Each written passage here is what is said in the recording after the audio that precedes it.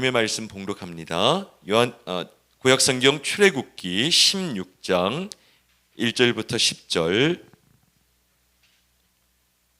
17장 1절부터 7절 두 부분의 말씀을 보도록 하겠습니다. 출애굽기 16장 1절부터 10절, 17장 1절부터 7절 두 부분입니다. 16장 1절 말씀, 하나님의 말씀을 봉독합니다. 이스라엘 자손의 온 회중이 엘림에서 떠나 엘림과 시내산 사이에 있는 신광야에 이르니 애굽에서 나온 후 둘째 달 15일이라.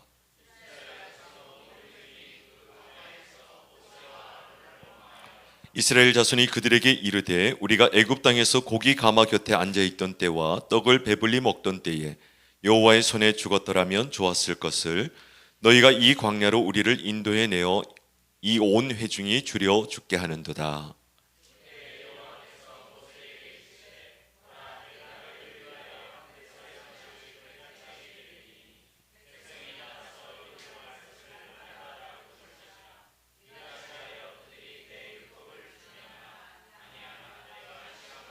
여섯째 날에는 그들이 그 거둔 것을 준비할지니 날마다 거두던 것에 갑절이 되리라.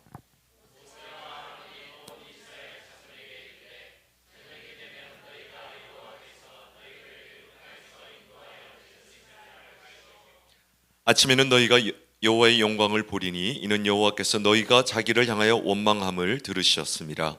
우리가 누구이기에 너희가 우리에게 대하여 원망하느냐.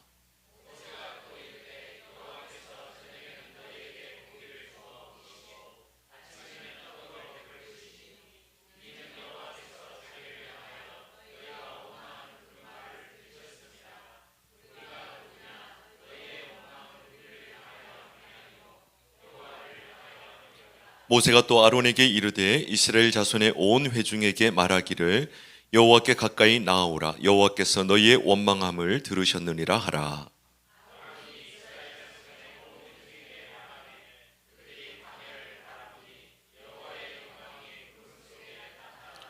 아멘.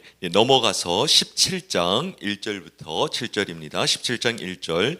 이스라엘 자손의 온 회중이 여호와의 명령대로 신 광야에서 떠나 그 노정대로 행하여 르비딤의 장막을 쳤으나 백성이 마실 물이 없는지라.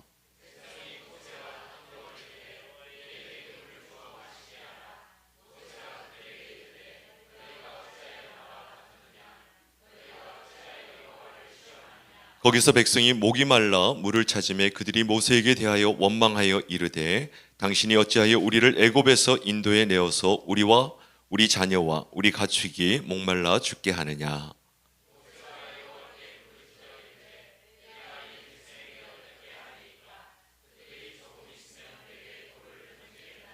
여호와께서 모세에게 이르시되 백성 앞을 지나서 이스라엘 장로들을 데리고 나일강을 치던 네 지팡이를 손에 잡고 가라.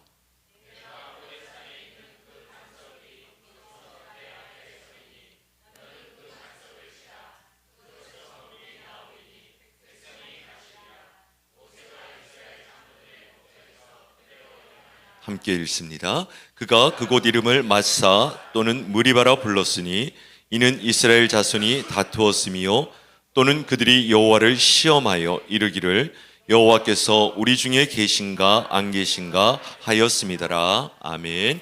기도하겠습니다. 하나님 아버지, 주님 말씀 듣겠습니다. 말씀 가운데 걸어 나오시는 살아계신 우리 주님 예수 그리스도를 만나게 하여 주시옵소서. 예수님의 이름으로 기도드리옵나이다. 아멘. 김정선 집사님, 저기 설교 후에 우리 찬양대 했던 찬양 같이 한번 부르면 좋을 것 같아요. 자막 우리 예배팀 악보를 하나만 올려주십시오. 오늘 출애굽기 16장 1절부터 10절, 17장 1절부터 7절 두 본문으로 광야를 지나며 시리즈 네 번째 말씀, 원망을 덮으시는 신실함이라는 제목으로 하나님의 말씀을 함께 나누도록 하겠습니다. 광야라는 공간은 사통팔달 열려있는 공간입니다. 열려있다는 것은 무엇이든지 해볼 수 있는 가능성이 가득한 공간인 동시에 또는 어떤 위험이 닥쳐올지도 모르는 불안한 땅이라는 것을 의미합니다. 실제로 이스라엘 백성들은 애굽을 떠나 광야를 지나면서 전혀 예측하지 못한 어려움과 그러나 그 어려움 속에서 뜻밖의 사방에서 불어오는 하나님의 손길을 통해 그 어려움이 또한 극복되어져 나가는 상황을 경험하고 있습니다. 계속 그러한 경험이 반복되죠. 홍해를 건넌 지 사흘 만에 물이 떨어져 목마른 위기가 찾아옵니다. 간신히 물을 찾았는데 쓴물이라서 마실 수가 없었습니다. 그들이 원망하자 하나님은 모세를 통해 나뭇가지를 그 쓴물에 던지게 하셨고 나뭇가지가 던져지자 그 쓴물은 마실 수 있는 단물이 되었습니다. 그리고 그 마라를 지나 엘림이라는 곳에 이르러 풍성한 오아시스의 축복, 그 가운데서 안식을 취할 수가 있었습니다. 여러분, 마라의 쓴물과 엘림의 축복, 그것은 어떠한 광야의 어려움이 찾아와도 던져진 나뭇가지 같은, 그러나 하나님이 사용하시는 우리 주 예수 그리스도 그 십자가의 은혜를 붙들면 모든 것을, 그 광야의 위기를 돌파할 수 있다라고 하는 믿음의 교훈을 주신 사건입니다. 그런데 공부라는 것이 가르쳐도 제대로 배우지 못하면 그 학습이 계속 반복되게 됩니다. 이 간단한 레슨, 예수 그리스도를 붙들면 광야의 위기가 광야의 축복으로 바뀌어줄 수 있다는 이 단순한 교훈을 배우지 못했기 때문에 계속 새로운 위기를 경험하고 하나님은 또 가르치고 계신 것을 오늘 본문 말씀에서 만날 수가 있습니다. 오늘 본문 16장 1절 말씀을 보면 그들이 엘림을 떠나 신광야라는 또 다른 광야에 이르게 됩니다. 그리고 정확하게 신광야에 이른 것이 출애굽한 지 두 달째 되는 15일째, 두 달째 보름이 되는 날에 신광야에 이르렀다, 그렇게 얘기합니다. 그런데 이 신광야에 들어설 때 애굽에서 가지고 온 식량이 바닥이 납니다.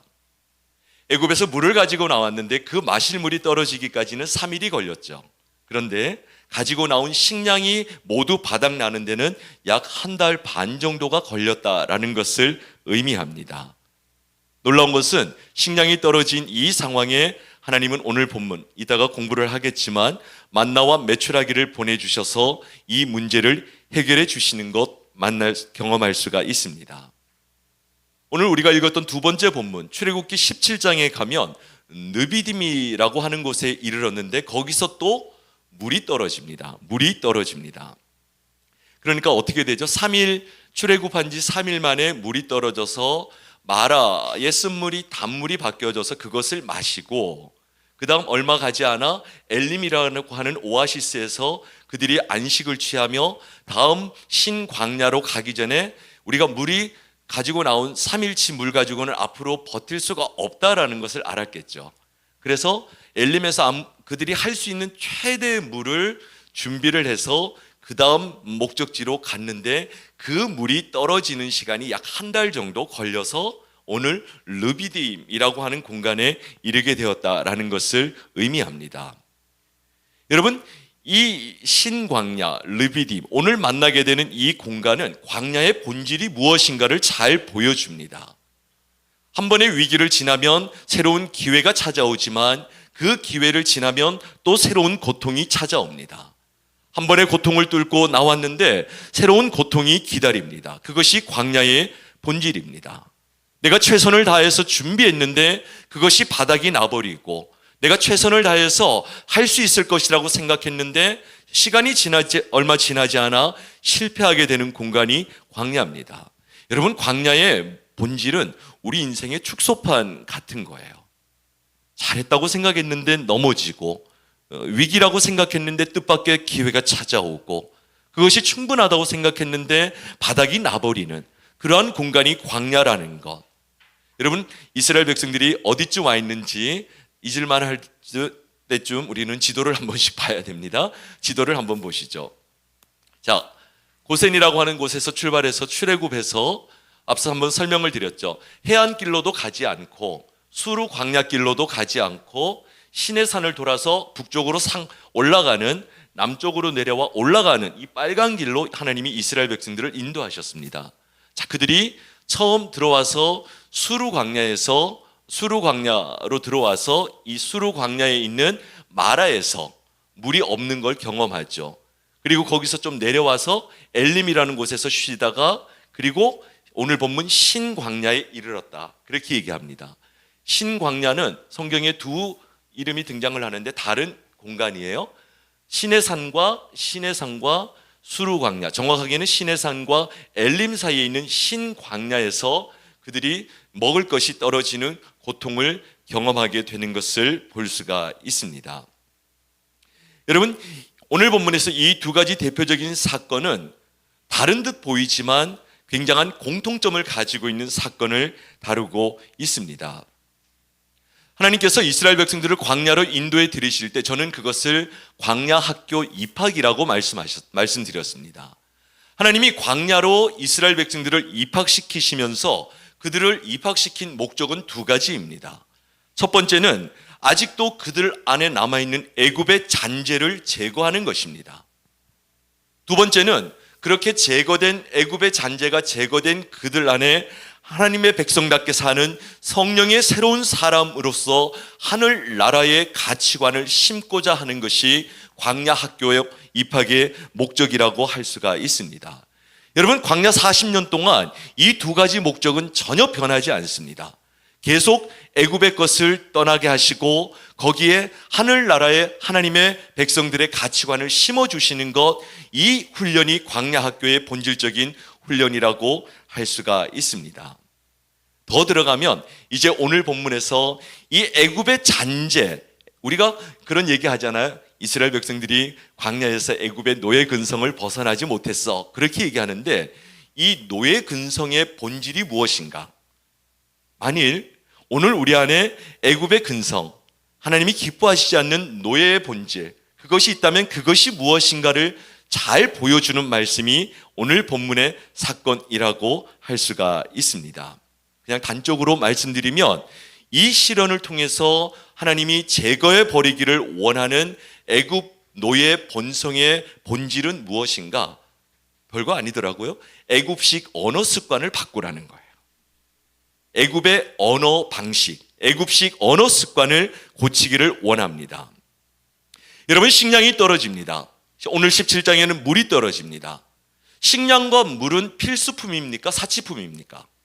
필수품이에요. 꼭 필요한 것입니다. 여러분, 인생을 살아가는데 이러한 필수품이 떨어지는 것은 굉장히 절박한 인생의 위기입니다. 그런데 이 절박한 상황은 오히려 마라의 쓴물이 단물로 바뀌어지는 것을 경험하면서 인생의 절박함은 하나님의 도우심으로 말미암아 하나님이 기적적으로 개입하시는 사건이 될 수 있다라는 것.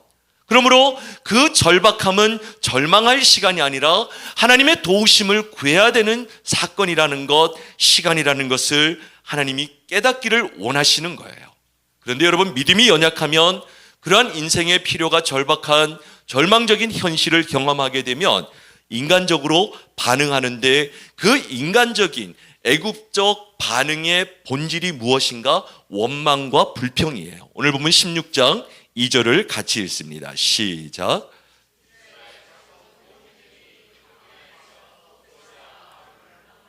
원망이라고 하는 히브리어 원문을 찾아보면 그냥 원망이 아니라 수군거리며 불평한다. 수군거리며 불평한다. 여러분, 이들은 되돌아보십시오. 위기를 만날 때마다 하나님이 엄청난 기적을 경험했습니다. 여러분, 우리 생각에는 홍해가 갈라져서 그 바닷길을 건너온 엄청난 기적을 평생에 한 번 정도만 경험했다고 한다면 일생 어떤 어려움을 만나도 믿음에서 흔들리지 않을 것 같은데 그 기적을 보고도 물이 없어서 불평하는 데는 3일이 걸리지 않았어요. 여러분, 믿음이 미성숙한 사람은 고통이 찾아오면 인간적으로 반응합니다. 3절을 읽어보겠습니다. 시작.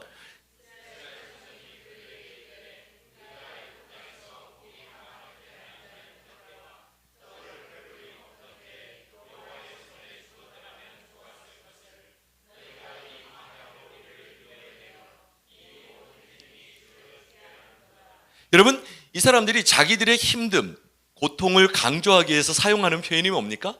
죽고 싶다라는 거예요. 죽겠다.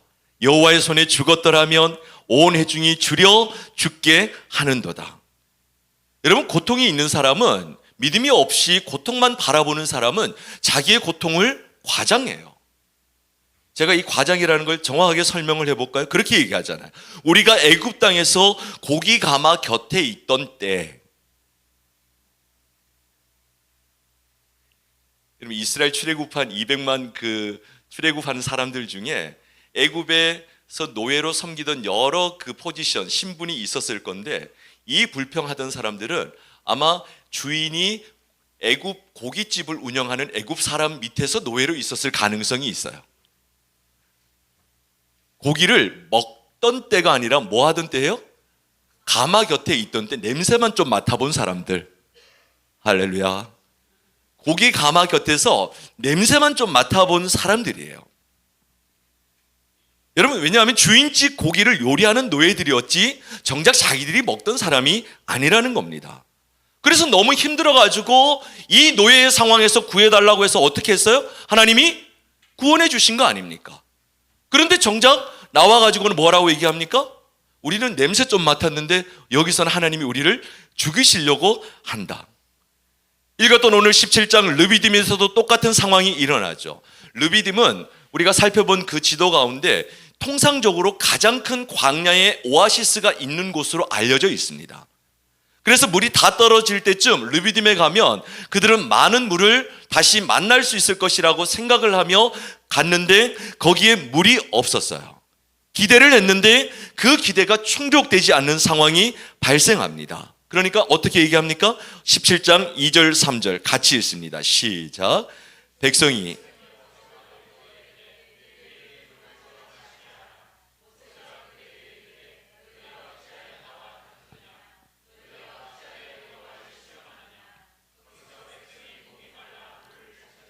그들이 모세에게 대하여 원망하여 이르되 당신이 어찌하여 우리를 애굽에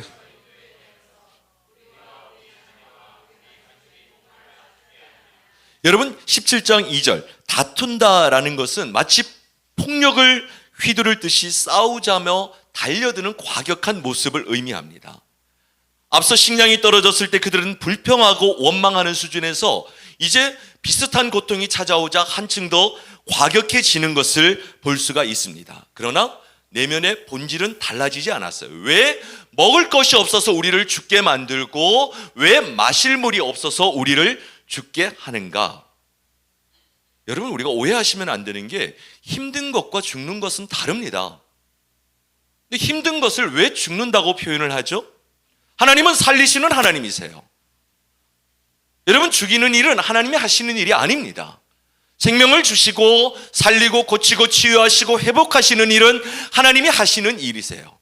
그런데 고통 가운데 죽음을 묵상하게 만드는 것은 하나님의 생각이 아니라는 거예요.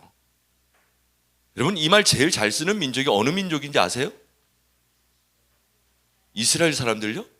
자, 한번 해보시죠. 배고파서? 좋아서? 싫어서? 그죠? 우리 한민족 언어를 보면 배고파 죽겠다, 추워 죽겠다, 더워 죽겠다, 힘들어 죽겠다, 좋아 죽겠다, 계속 죽겠대요. 계속 죽겠다. 여러분, 애굽의 본성, 노예 근성의 본질이 무엇인가 하면은 죽음을 자꾸 묵상하는 거예요. 그것도 어떤 위기나 고통이 찾아오면 마치 이 고통이 나를 죽음으로 몰아갈 것처럼 자기 스스로를 죽음의 언어 안에 가두어 버리는 것이 애굽의 본성이라는 것입니다. 여러분, 이런 언어 습관을 가지고는 하나님이 가나안으로 그들을 데려가실 수가 없는 거예요. 이런 생각의 습관을 가지고는 하나님이 그들을 축복하실 수가 없는 것입니다. 저는 운명이라고 하는 단어를 잘 쓰진 않지만 자신의 삶, 우리에게 주어진 하나님의 이 축복의 인생을 정말 하나님이 기뻐하시는 삶으로 살아내기를 원한다면 언어를 바꿔야 돼요. 우리 안에 이 죽음의 언어, 불평의 언어, 원망의 언어, 부정적인 언어가 떠나가고 정말 저는 언어가 부정적이고 폐쇄적인 사람치고 하나님의 일을 이루는 사람 만나기 어렵습니다. 별거 아니에요. 애굽의 본성이라는 것이 우리 안에 깊이 잠들어 있는 이거예요. 여러분 이게 여기서 멈출까요? 그렇지 않아요. 민수기 14장 28절 말씀 같이 한번 읽겠습니다. 시작.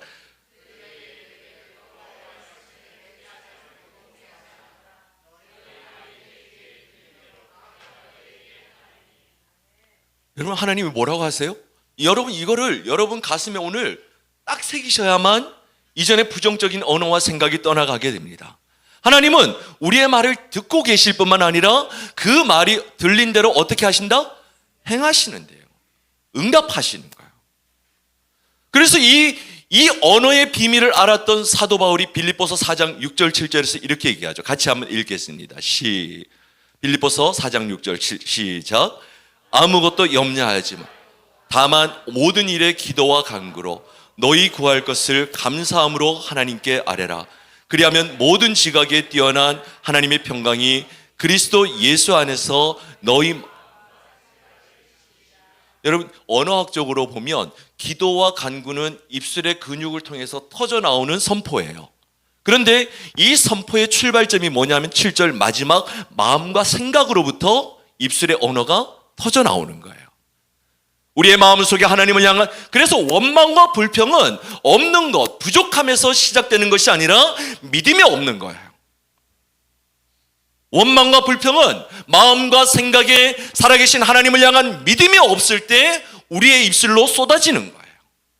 우리의 마음과 생각 가운데 하나님을 향한 믿음을 세우고 채우고 우리 흔히 하는 얘기로 생각이 변하면 뭐가 변해? 습관이 변하고 습관이 변하면 행동이 변하고 행동이 변하면 뭐가 변해요? 삶이 변해요. 그런데 그 중간에 언어가 자리하고 있는 것입니다. 그런데 여러분 이것은 단순히 부정적인 언어에 그치지 않아요. 원망하고 불평하는 것은 하나님의 귀에 들릴 뿐만 아니라 17장 2절 말씀 같이 한번 읽겠습니다. 출애굽기 17장 2절 말씀 같이 읽습니다. 시작.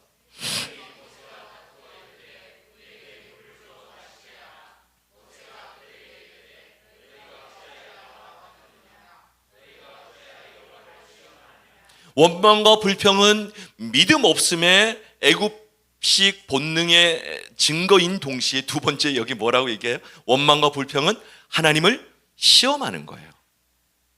원망과 불평은 어떤 시험인가? 17장 7절 같이 읽습니다. 시작.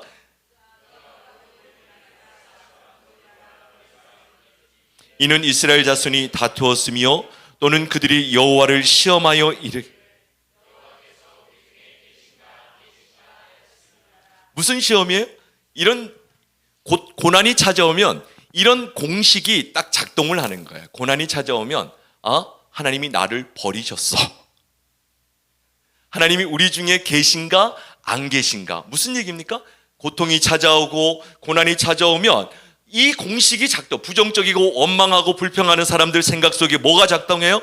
하나님이 나를 버리셨다고 생각하는 데서 터져 나오는 것이 원망과 불평. 그것이 곧 하나님을 시험하는 것이다 라고 말하고 있습니다. 여러분 그렇지 않죠? 하나님은 원망과 고통 찾아온다고 해서 우리를 버리신 것이 아니라 오히려 고난 중에 우리를 향해 새 일을 준비하며 때로는 고난 중에 우리와 가장 가까이 계신 하나님이세요. 그러니까 원망과 불평을 듣고 계시죠.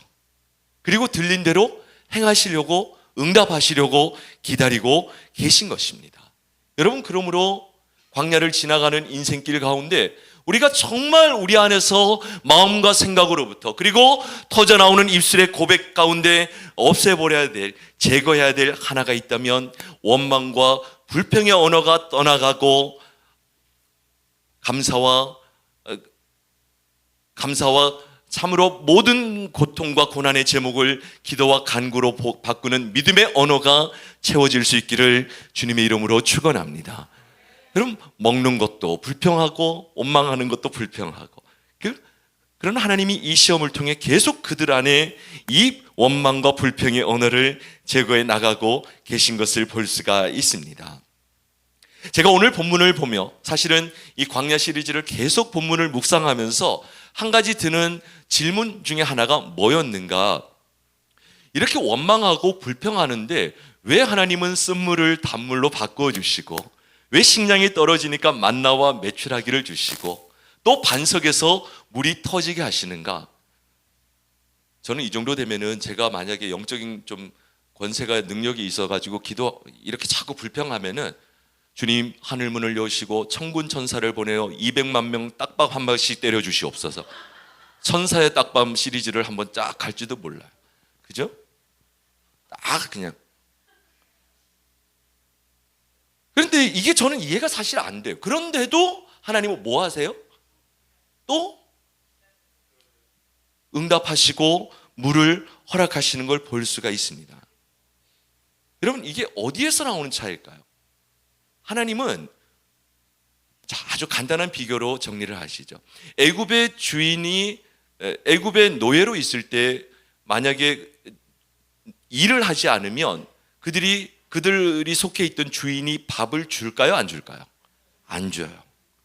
이스라엘 백성들은 광야에 나왔는데 일을 하지도 않았고 하지 않았을 뿐만 아니라 없는 것에 원망과 불평을 했는데도 하나님은 먹을 것과 마실 물을 주셨나요? 안 주셨나요? 무슨 얘기입니까? 하나님은 우리를 애굽의 주인으로 다스리는 것이 아니라 좀 말썽 피워도 말썽꾸러기 자녀로 우리를 보시는 거예요. 하나님은 우리를 애굽의 주인이 아니라 하늘 아버지로서 우리를 인도해 가시는 거예요. 그런 놀라지 않으세요? 여러분, 아무리 화가 나도 밥 먹어! 그러잖아요, 애들한테. 그죠? 아무리 화가 나도 밥상머리 그냥 일단 밥 먹고 싸우는 한이 있더라도 부모는 뭐 합니까? 자녀들 밥을 먹이는 거죠. 이해하지 못하는 사랑을 베풀어 주시는 것입니다. 그런데 여러분, 애굽의 역사를, 이 히브리인들의 역사를 들여다보면 재미있는 기록이 있어요. 이스라엘 백성들이 실제로 애굽에 있을 때 그들의 인구수가 애굽의 자유인들보다 더 많아지니까 바로가 이 히브리인들 200만 명이 빠져나간다. 그것은 애굽의 경제 기반 자체가 흔들리는 사건이 되어버리기 때문에 모세가 그렇게 지독한 재앙과도 같은 딜을 가지고 와서 10번이나 협상을 했지만 바로가 보내지 않죠. 여러분, 그것은 바로가 이 지금 참담함, 10가지 재앙의 참담함을 몰라서 그런 것이 아니라 이 200만 명이 한순간에 애굽이라고 하는 나라에서 이 노동력이 빠져나가 버리면 애굽이라고 하는 제국의 경제 기반 자체가 흔들려 버리는 거예요. 그러니까 포기를 할 수가 없는 거예요. 그래서 실제로 그 당시 기록을 보면은 이 애굽의 노예들이 조금 그 맛을 알았어요. 맛을. 우리가 조금 땡땡이 부리고 돈 더 줘, 밥 더 줘, 이렇게 얘기하면은 이 노예라고 해서 무조건 채찍만 갖다 들이대서는 안 되고 때로는 노예들이 원하는 것을 들어줘야 이들이 스트라이크 안 하는 거예요. 파업을 안 하는 거예요. 그걸 알았기 때문에 당근과 채찍으로 애굽 주인들이 노예를 다스렸고, 노예 입장에서는 자기들이 조금 물리적으로 힘이 커진다고 생각을 하면 어떻게 한 거예요? 주인하고 딜을 해가지고 원하는 걸 받아내는 습관이 있는 거예요. 지금 원망과 불평이 뭐 하는 거예요? 이 사람들 생각은 애굽에 있을 때는 우리는 구속된 노예, 속박된 노예였고 광야에 나와서는 해방된 노예라고 생각을 하는 거예요. 해방된 노예.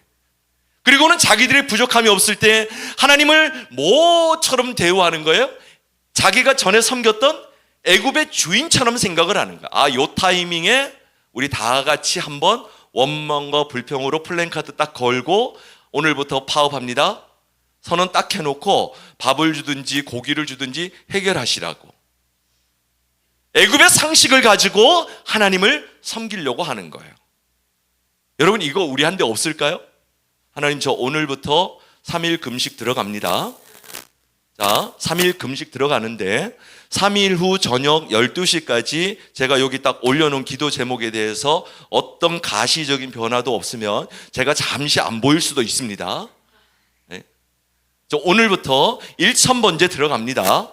1000번째 들어갑니다. 하나님은 우리를 자녀로 다루시는데 우리는 하나님을 마치 그 애굽의 주인 대하듯이 대하는 거예요. 하나님은 아시죠? 이놈들이 430년간 노예로 있었는데 이제 광야로 나온 지 한 달 반 정도 되니까 정신이 없는 거죠. 애들이 이 상황이 어떤 상황인가? 그러니까 뭐라 그러지 않으세요. 그러지 않고 원망과 불평할 때마다 어떻게 하시는 거예요?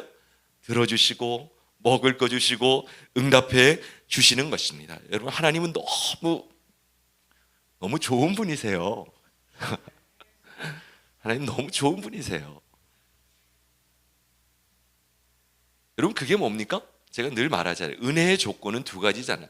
받을 자격이 없는 자에게 베풀어지는 것이 은혜이고, 베풀 의무가 없는 존재가 베푸는 게 뭐예요?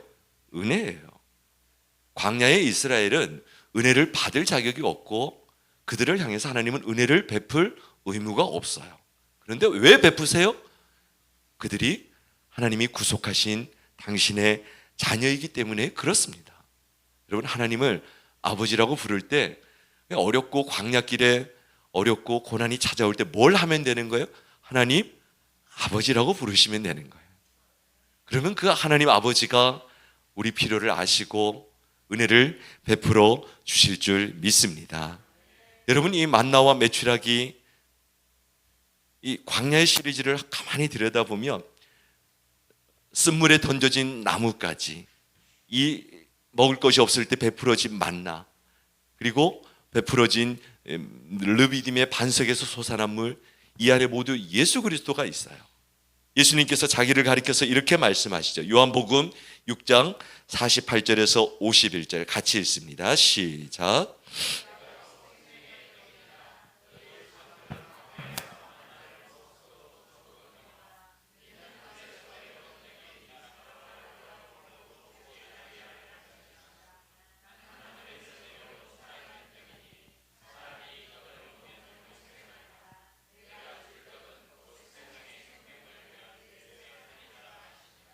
여러분, 지금 만나는 무엇입니까?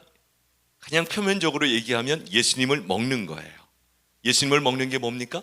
말씀을 통해서 예수님을 매일매일 하늘에서 내리는 신선한 생명의 양식으로 먹는 것입니다.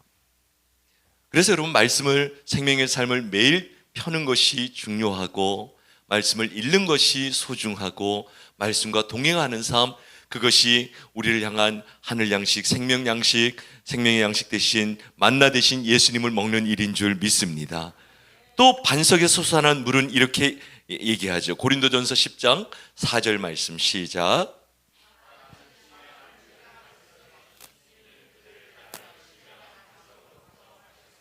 그 반석은 곧, 여러분, 광야 학교 초입에서 하나님이 우리에게 가르치시는 것은 무엇입니까?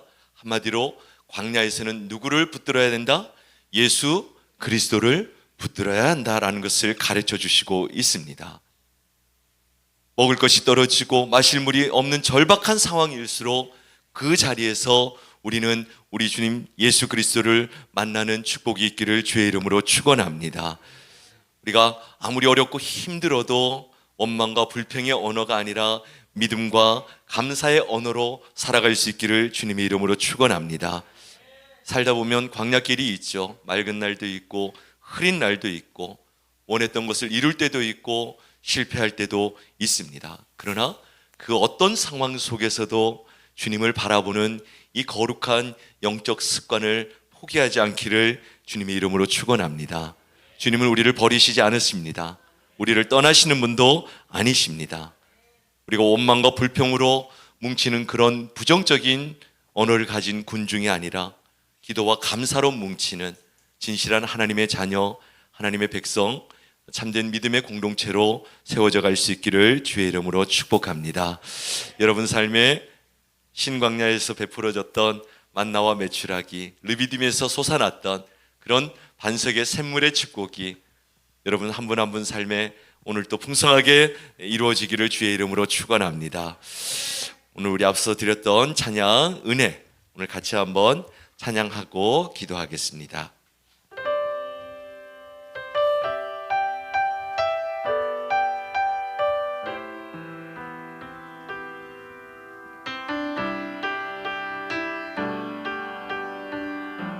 내가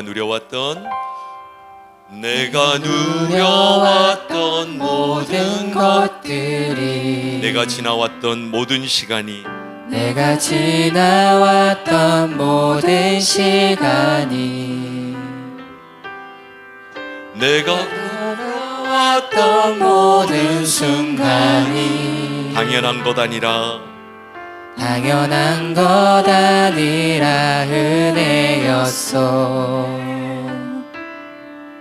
아침 해가 뜨고 저녁에 노을, 봄의 꽃향기와 가을의 열매, 변하는 계절의 모든 순간이 당연한 것 아니라 은혜였어. 모든 것이 은혜, 은혜, 은혜, 한없는 은혜. 내 삶에 당연한 건 하나도 없었던 것을 모든 것이 은혜였어. 내가 이 땅에 태어나 사는 것, 어린아이 시절과 지금까지 숨을 쉬며 살며 꿈을 꾸는 삶, 당연한 것 아니라 당연한 것 아니라 은혜였어. 내가 하나님의 자녀로 살며 내가 하나님의 자녀로 살며 오늘 찬양하고 예배하는 삶, 복음을 전할 수 있는 축복이 당연한 것 아니라 은혜였어. 믿음으로 고백합시다. 모든 것이 은혜,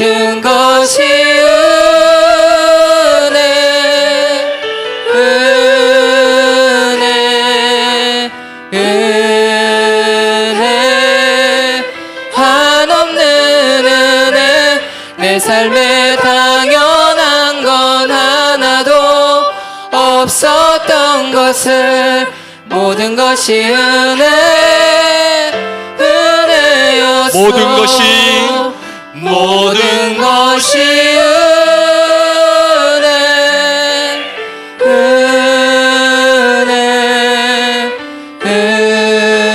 은혜, 한없는 은혜. 내 삶에 당연한 건 하나도 없었던 것을 모든 것이 은혜였어. 우리 같이 한번 기도할 때 어떤 분은 광야의 마지막 길을 지나가고 있는 분도 계시고 어떤 분은 먹을 것도 물도 없는 광야의 초입에 서 계신 분도 계시고 어떤 분은 오아시스를 만났다가 다시 무언가 바닥이 난 광야의 여정 가운데 광야의 한가운데를 걸어가는 분도 계실 것입니다. 그러나 여러분, 우리가 어디에 있든지 그 자리에서 우리에게 필요한 것은 우리를 자녀 삼으시고 우리를 돌보시는 하나님의 은혜가 필요한 줄 믿습니다. 여러분, 여러분들의 인생의 여정 지금 어느 광야길에 서 계십니까? 이 시간 같이 기도할 때 주님, 저에게 이러한 절박함이 있고 아픔이 있고 상처가 있고 필요가 있고 주님의 만져주심이 필요합니다. 은혜를 베풀어 주시옵소서. 우리 그 마음으로 하나님의 은혜를 구하며 우리에게 필요한 필요를 주님 앞에 살아계신 하나님 아버지께 구하며 통성으로 주께서 주실 은혜를 간구하며 통성으로 같이 한번 기도하겠습니다. 하나님 아버지, 감사합니다.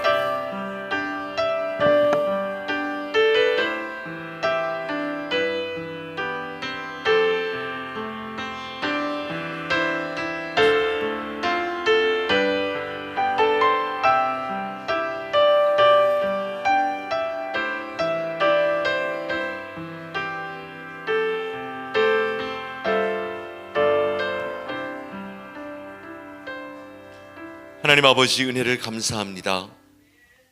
부정적인 입술은 얼마나 그 힘이 큰지, 원망하고 불평하는 그 힘은 얼마나 우리를 하나님으로부터 멀어지게 하는지 깨닫게 하신 것 감사합니다. 우리 안에 남아있는 세상의 근성, 노예의 근성, 애굽의 본성이 남아있다면 오늘 성령의 불로 다 소멸하여 주시옵소서. 그리고 감사하며 찬양하며 서로의 믿음을 격려하는 하나님의 자녀 공동체, 믿음의 공동체, 진정한 하나님의 임재가 살아있는 광야 공동체로 살게 하여 주시옵소서.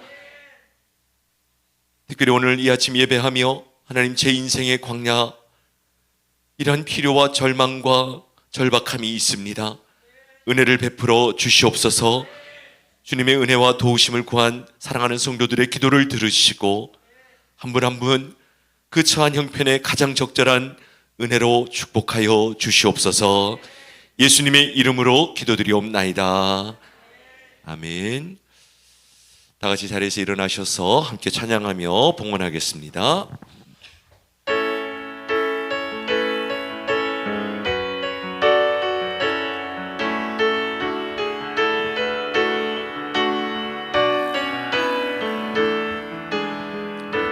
우리 보좌 앞에 우리 보좌 앞에 모였네. 함께 주를 찬양하며 하나님의 사랑 그 아들 주셨네. 그의 피로 우린 구원받았네. 십자가에서 쏟으신 그 사랑 강같이 온 땅에 흘러 각나라와 족속 백성만방에서 구원받고 주 경배드리네. 구원하심이 보좌에 앉으신 우리 하나님과 어린 양께 있도다. 구원하심이 보좌에 앉으신 우리 하나님과 어린 양께 있도다. 살아계신 주님의 이름을 선포합시다. 구원하심이 보좌에 앉으신 구원하심이 보좌에 앉으신 우리 하나님과 어린 양께 있도다. 구원하심이 보좌에 앉으신 우리 하나님과 어린 양께 있도다. 하나님 아버지, 여기까지 광야 같은 인생길, 그러나 불기둥 구름 기둥으로 우리를 인도하시며 이곳까지 인도하신 은혜에 감사를 드립니다. 여전히 우리의 앞길 저희는 알 수 없지만 나를 나보다 더 잘 아시는 주께서 앞서 행하시며 인도하실 것을 기대합니다. 그 믿음의 고백을 담아 귀한 물질을 구별하여 주님께 올려드리오니 성령으로 기름 부으시고 땅끝까지 모든 족속을 제자 삼으며 다시 오실 우리 주님 예수 그리스도의 길을 예비하는 일에 마음껏 사용하여 주시옵소서. 사랑하는 성도들, 어떤 삶의 형편에 있든지 하늘에서 비같이 양식을 내리시며 반석에서 물을 솟아나게 하시는 살아계신 하나님을 믿는 믿음의 언어, 믿음의 기도, 감사의 언어를 소유한 자로 승리하며 살게 하여 주시옵소서.